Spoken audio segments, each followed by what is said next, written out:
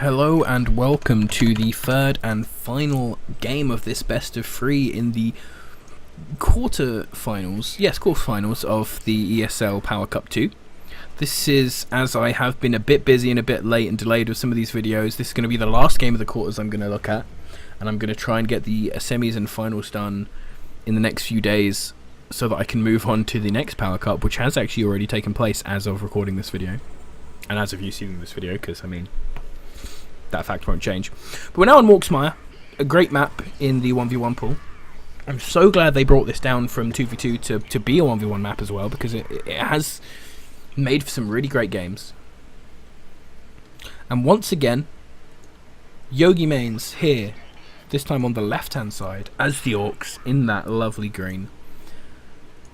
And your boy Vindicare on the right in a black and gold, which looks quite good on some of his units, but really isn't working on this this town center, unfortunately.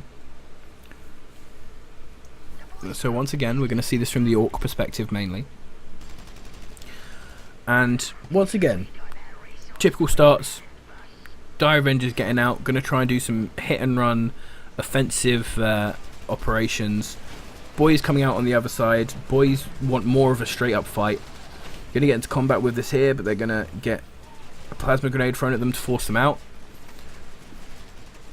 And this is the annoyance of those Dire Avengers early game. They're absolutely just refusing to take a straight fight and just hitting so many shurikens into these dudes that they're just going to not be having a good time. They're going to be so low health here, and they need to heal up before they can get more fights off. And they're actually going to cancel a war tower there as well, which is really nice.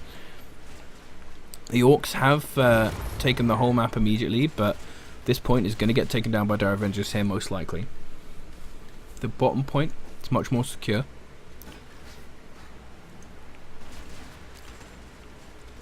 But once again on this map, more fighting goes over the top side, which they will actually keep.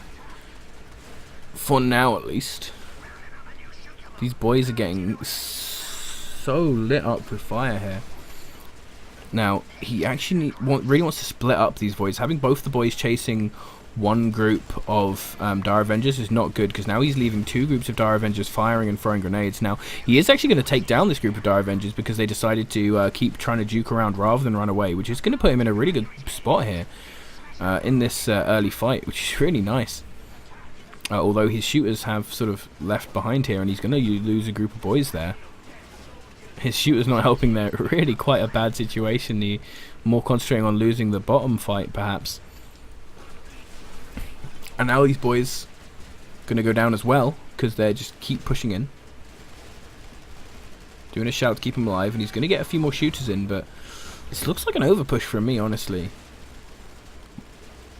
Three groups of Dire Avengers here. These boys are going to survive, but now these shooters are in danger. The power of these Orcs, though, even in these lower numbers, are still pushing back these Dire Avengers. He's got the war going as well. Perhaps he will try and get some reinforcements back as quick as possible and then push in with another fight. These boys going to get out, it looks, just in time to get affected by the war. So this is quite a nice play here. Getting this really efficient war off for the time that it's hitting. And these Dire Avengers are going to try and run back now, but they might get actually caught, which could be really unfortunate for them. They are going to get slowed down here. Boys are just going to come in rampant, push these Dire Avengers back over the shield generator. Not going to get a kill, unfortunately. The invisible webway gate, very useful skill because you know you're going to have to retreat. So making it so that he can't easily find and kill those webway gates that you are going to have to retreat past. You're not going to be able to hold it. But now that's lost, and it's going to get absolutely wrecked by these Storm Boys. They knew it was around here somewhere, so they could see the fleet of foot. A lot of damage going on to the Storm Boys, though. Unfortunately, they're going to lose another model after the Suicide Squad. But it looks like this is going to be a sense of back off, recharge, regain some health, and perhaps even re-war, although this war tower is not ready at all to do that again yet. So they might just push around to another spot of the map, see what they can get. And this is really the power that the Orcs can put on in the early game, because they've really kept these Dire Avengers back, and they haven't managed to get too many of them. But they killed off a webway gate. getting a bit of a efficientness done. Dire Avenger's going to hit this listing post. Going to be cancelled. Unfortunate loss of the top point here. But they can just leave a Gretchen to take this middle point, so not too much worry.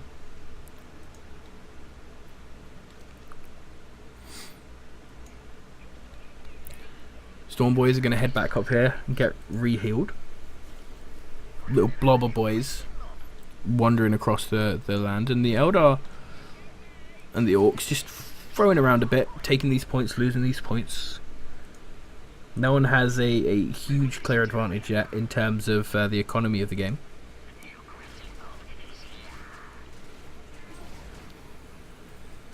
Once again, Gretchen's going to sneak a point. Dire Avenger's going to force them off. But the boys coalesce into the top now, where most of the Eldar forces also are.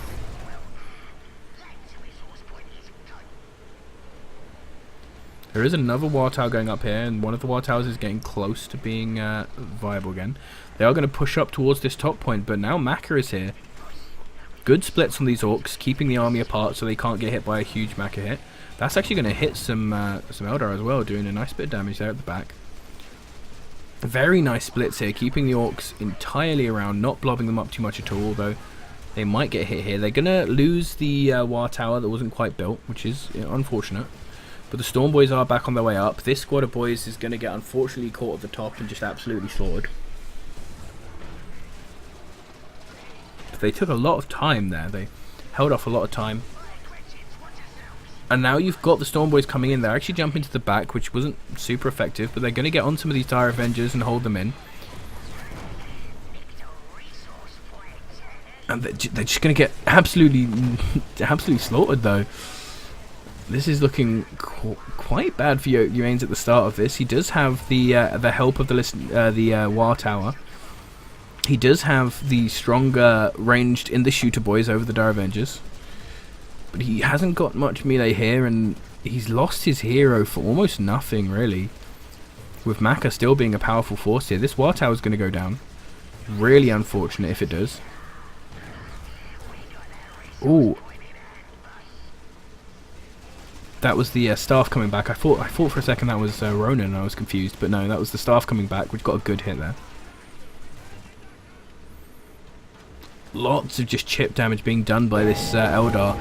VindicareX has really turned this around now, but they're going to try and get this defensive war off. Maka actually trying to greed a bit for that last boys squad. It's not going well for her. They're reinforcing so much, just absolutely spending reposition there, and they even have some knobs now, and this war is going to go off as they start charging already, and the Eldar have not retreated, so they're going to get caught here a lot in combat. A huge taunt here, catching all of the Eldar army. And now these shooters are just going to be able to do so much damage. Really nice splits here from Yogimanz, stopping them from being able to get absolutely destroyed. One squad does take the hit, but because they were nicely split, it's only one squad. Knobs are going to get into the back. Maka is caught here, and Maka is going to die. There is no way she gets out of this. Stick bombs coming down to just make sure. Last stand is going off, but they can just split up again and catch her again. I actually didn't manage to keep her in those stick bombs, which is quite unfortunate, but she still got killed there. And as Maka is lost here, just a straight up surrender here from Vindicare. Seems like he just had enough of how badly this game had gone for him. He'd started to get that advantage back, and then suddenly, to a really good attack by Yogimanz that he didn't quite react to quick enough, a nice surround, and he does go down.